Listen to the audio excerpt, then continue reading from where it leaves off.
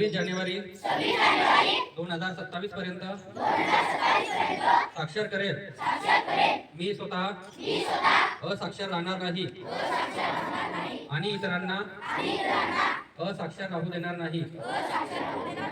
मी माझ्या कुटुंबातील सदस्य, मित्र आणि समाजातील प्रत्येक व्यक्तीला वाचन, लेखन व संख्याज्ञान शिकवण्यासाठी प्रयत्न करेन।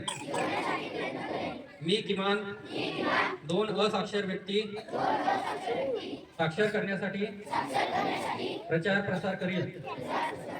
मुलगा असो वा मुलगी, स्त्री असो वा पुरुष, सर्वांना समान शिक्षण मिळावे यासाठी मी प्रयत्नशील राहीन।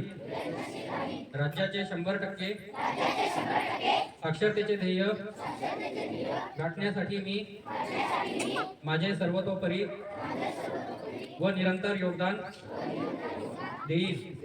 मी स्वतः शिकेन आणि इतरांना शिकण्यास मदत करेन, त्यामुळे समाजाची प्रगती करू शकेल।